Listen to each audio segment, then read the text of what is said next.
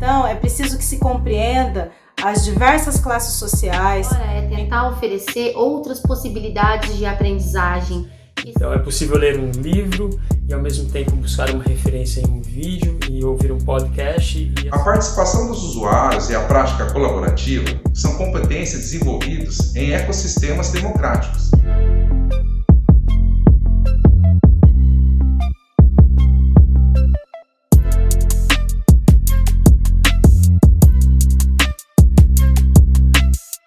Olá, meu nome é Karina Nascimento, eu sou publicitária e sou professora universitária desde 2007. Nesse tempo todo, eu tive algumas experiências muito positivas com os alunos, em especial os alunos de comunicação, que é a turma que eu mais tenho contato, dou aula em outros cursos também, mas é a turma de comunicação que sempre participa ativamente de todas as atividades, E quando a gente fala de hiperconectividade, quando a gente fala de cultura digital, a gente precisa também pensar a questão da cultura da conexão, que o autor Jenkins fala bastante, Na concepção dele, não são as plataformas digitais que vão conferir essa evolução tecnológica, mas a cultura.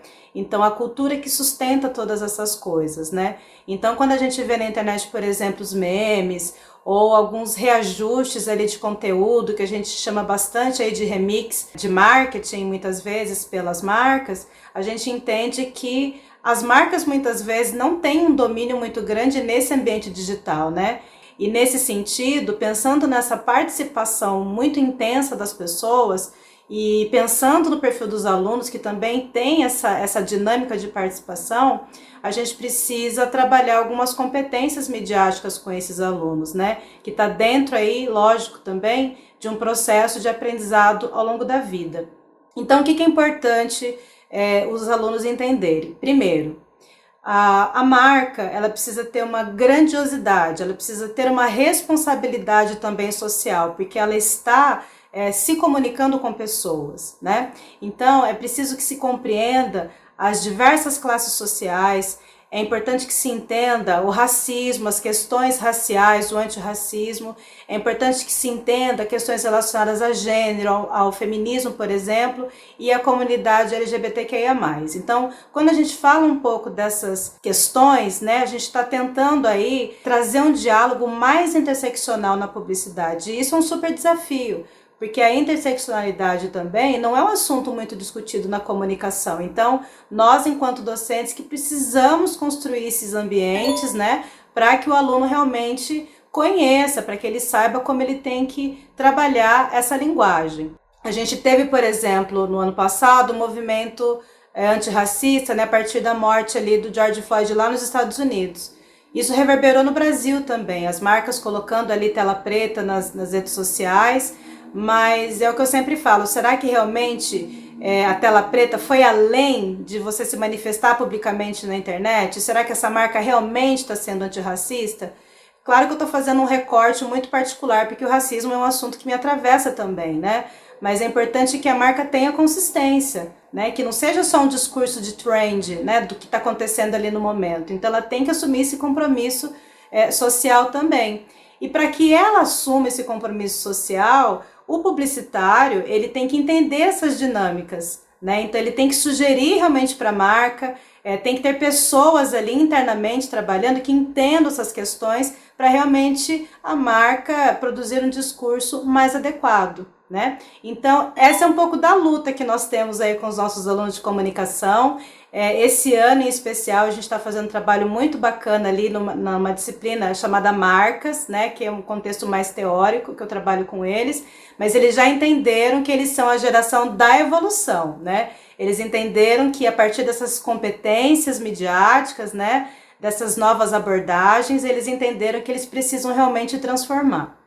E eu fico muito feliz, num certo sentido. É muito legal ver o aluno colocando em prática tudo aquilo que você ensinou, é muito gratificante. Assim como eu também gostaria de agradecer às professoras, porque esses conteúdos realmente foram muito importantes para mim, tanto na minha vida acadêmica quanto na minha vida pessoal também. Tiveram algumas aulas que eu já estou até separando para colocar na minha tese. Então, isso que é importante, né? Quando a gente consegue aplicar todas essas coisas, né? Então, quando a gente fala dessa hiperconexão, dessa cultura da conexão, desse aprendizado ao longo da vida e mesmo a cidadania, é um pouco disso, né? É a gente tentar trabalhar o espaço midiático, né? Juntamente com questões sociais e, ao mesmo tempo, levar as técnicas da comunicação para que o aluno realmente entregue um posicionamento relevante para o seu consumidor, né? Permita que a marca toque o coração desses consumidores e que a marca, de alguma forma, faça sentido. Então, é um dos desafios que a gente tem passado aí, mas eu acredito que os resultados têm sido muito satisfatórios. Eu sou eternamente grata por tudo isso.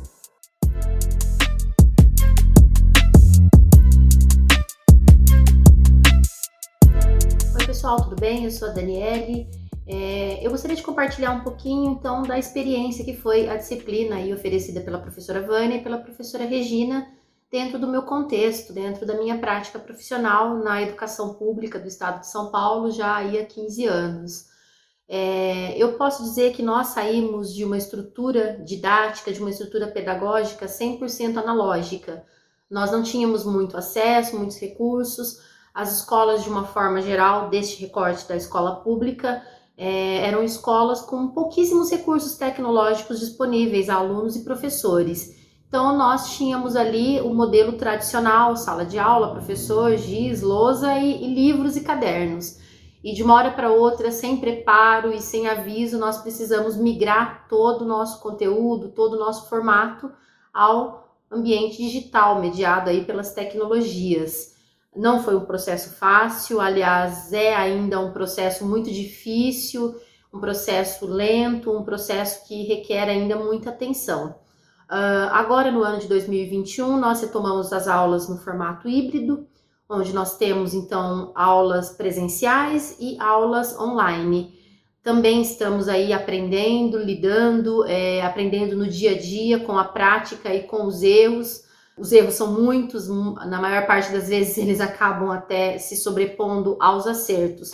Mas estamos tentando, estamos nos preocupando em olhar para o aluno por um outro ponto de vista, olhar com esse sentimento de empatia, tentando compreender que cada um tem o seu ritmo, cada um tem o seu tempo e que se inserir neste mundo tecnológico não vai acontecer da mesma forma, na mesma velocidade e na mesma intensidade para todos. Então, estamos nos adaptando, nos reinventando e muitas vezes inventando novas possibilidades e novas formas de atuar junto aos nossos alunos.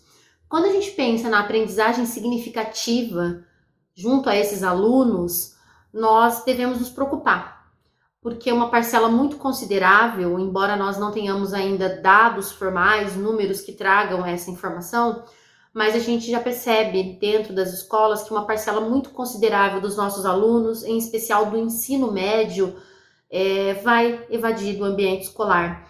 Esses alunos precisaram entrar no mercado de trabalho, muitos alunos perderam os pais, os responsáveis pelo lar, pelas finanças. Então, hoje, tenho como julgar um aluno que dá prioridade ao sustento, ao trabalho, né? A alimentação, a moradia de sua família e de si próprio. Eu não tenho como julgar que esse aluno está errado. Ele não está errado, ele precisa sobreviver. Então, os conteúdos de língua portuguesa, matemática, artes e assim por diante, neste momento, eles perderam a importância que ele tinha na vida desses alunos, desses adolescentes. O que nos cabe agora é tentar oferecer outras possibilidades de aprendizagem que esses alunos possam encontrar na vida, nos outros espaços de educação, nos espaços não formais de educação, que eles possam encontrar motivação, necessidade de aprender, que eles se sintam interessados, motivados e que eles não percam a esperança e a vontade de seguir encontrando um caminho melhor para a sua vida, para a sua família, um futuro melhor. Que esses alunos possam, de fato, se recolocar como protagonistas de sua história. Foi uma oportunidade muito boa, agradeço a todos vocês e até breve.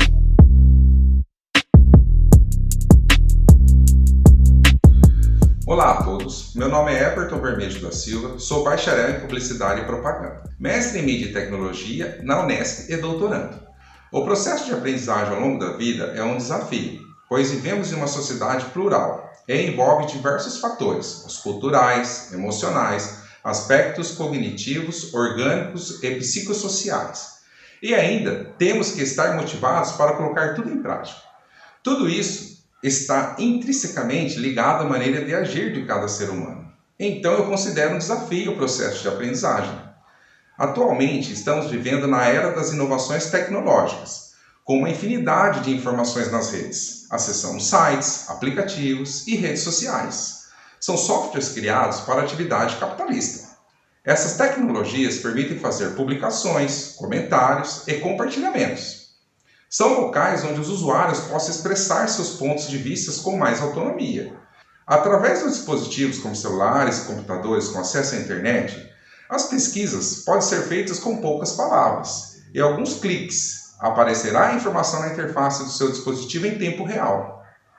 Algumas plataformas tecnológicas como Facebook, WhatsApp e Instagram, podemos visualizar notáveis movimentos para o exercício da cidadania. Como exemplo de prática da cidadania, esta foto foi tirada na cidade de Araraquara. Mostra um bueiro quebrado. Percebendo os perigos para as pessoas que circulavam por aquele local, a Sueli tirou algumas fotos do bueiro danificado e postou em sua timeline do Facebook. Esta postagem foi compartilhada por algumas pessoas que participam de sua rede e chamou a atenção do usuário Cristiano Silva, que, com seu conhecimento, abriu uma solicitação diretamente na prefeitura e, em apenas alguns dias, foi solucionado este problema. A participação dos usuários e a prática colaborativa são competências desenvolvidas em ecossistemas democráticos e essas situações não quer dizer que não haja pontos de vista diferentes ou até mesmo contrários nesses ambientes.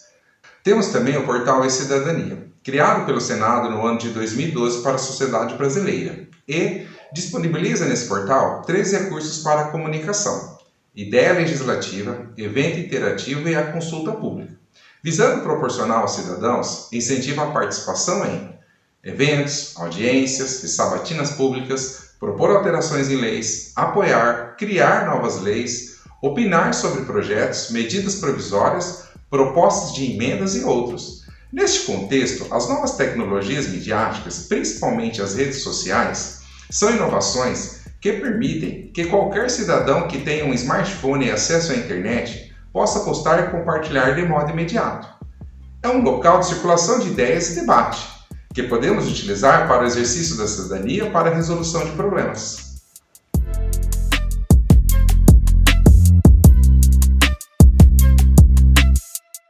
Olá, eu sou Marcelo, sou tecnólogo em radiologia, trabalho como prestador de serviços para uma empresa de equipamentos médicos no ramo de diagnóstico por imagem. Sou mestre e aluno de doutorado em tecnologia pela FAC Unesp. Vou falar sobre os processos formativos ao longo da minha vida e para isso eu escolhi 4 momentos. O primeiro momento foi quando eu estudei música. Então eu estudei conservatório, meu instrumento era o piano e a música ela é muito ampla. O estudo da música é um estudo muito amplo, né? Desde a parte da história da música, da interpretação, dos estilos, mas uma característica principal do instrumento para mim foi a repetição. Então era uma aprendizagem que se venciam as dificuldades técnicas por meio de muita repetição. E essa repetição, né, eu vejo hoje na aprendizagem mecânica descrita por David Ausubel. Depois eu tenho um processo formativo na área de radiologia. Então eu estudei o nível técnico e depois o nível superior.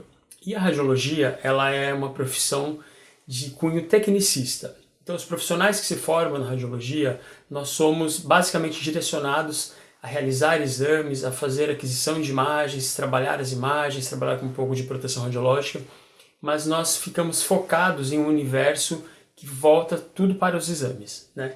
Claro que assim, existem outras possibilidades, mas a grande tônica da radiologia é essa aprendizagem tecnicista. O que acontece é que no decorrer da minha formação eu fui acumulando muita informação. Era um acúmulo assim, imenso de informações que em muitos momentos não faziam sentido algum para mim.